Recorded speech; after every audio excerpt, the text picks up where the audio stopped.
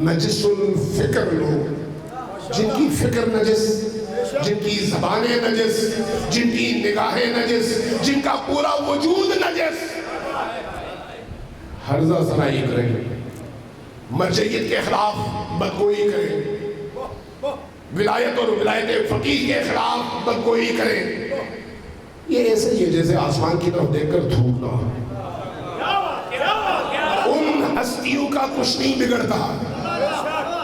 یہ جو کروڑوں اربوں لوگ اللہ کو نہیں مانتے تو اللہ کا کیا بگڑتا ہے؟ یہ جو لاکھوں کروڑوں لوگوں نے امیر المومنین کو نہیں مانا تو امیر المومنین کا کیا بگڑا ہے؟ نہیں مانو گے تو تمہارے پاس کچھ باقی نہیں رہے گا، مانو گے تو عزت ملے گی، شرافت ملے گی، بزرگی ملے گی، طاقت ملے گی، نہیں مانو گے تو ذلیل اور رسوا ہو جاؤ گے۔ حق کا کچھ نہیں بگڑتا، حق ہے، اس کو کبھی بھی نقصان نہیں ہوتا، چاہے ساری دنیا کافر ہو جائے، اللہ کا کیا بگڑتا ہے؟ ساری دنیا منکر ولایت علی ہو جائے، امیر المومنین کا کیا بگڑنا ہے؟ پھر اگر ساری دنیا مل کر مرجعیت اور رہبریت کے خلاف زبان درازی شروع کر دے، ان کا کچھ نہیں بگڑنا۔ ہاں، یہ اپنی عاقبت ضرور خراب کریں گے، اور آج کے زمانے کے فرعون، آج کے شداد، آج کے نمرود، آج کے ابو جہل، آج کے یزید اور آج کے فرعون کی حمایت کریں گے۔ اس فرعون کی حمایت کے نتیجے میں یہ فرعونیوں کے ساتھ کھڑے تو ہو جائیں گے، لیکن علی اور علی والوں کا کچھ نہیں بگڑتا، یہ اپنی عاقبت خراب کرتے ہیں۔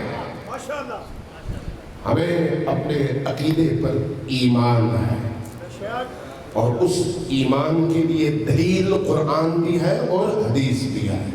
ہم نے اگر کسی کو مرجع تقلید، کسی کو ولی فقیہ مانا ہے تو امام معصوم کے حکم پر مانا ہے، اپنی خواہش پر نہیں۔ ہماری کوئی کسی سے رشتہ داری نہیں ہے، نہ کسی سے دشمنی ہے۔ جب انہوں نے کہا مانو تو ہم نے مانا، یہی ہمارا فرض ہے، اور اگر وہ کہیں نہ مانو تو ہم بھی نہیں مانیں گے۔ آج چونکہ امام معصوم پردہ غیب میں ہے، اس لیے وہ منصب جو امام معصوم کے لیے مخصوص ہے، اور امام معصوم کی غیر موجودگی میں ایک نائب کا آ کر اس پر بیٹھنا ضروری ہے، ہم اس نائب کو نائب کی حیثیت سے مانتے ہیں۔ جیسے خود نبی کریم جب مختلف علاقوں میں جاتے تھے تو اپنی جگہ کسی نہ کسی کو نائب بنا کر جاتے تھے، وہ نائب رسول نہیں بنتا تھا، بلکہ ان کے آنے تک امور کو انجام دینے کا ذمہ دار ہوتا تھا۔ آج بھی اسی طرح سے ہے، اور یہ عقل کا تقاضا ہے۔ اب اگر کسی میں عقل نہیں ہے تو پھر ہم اس کے عقل کا ماتم نہیں کر سکتے۔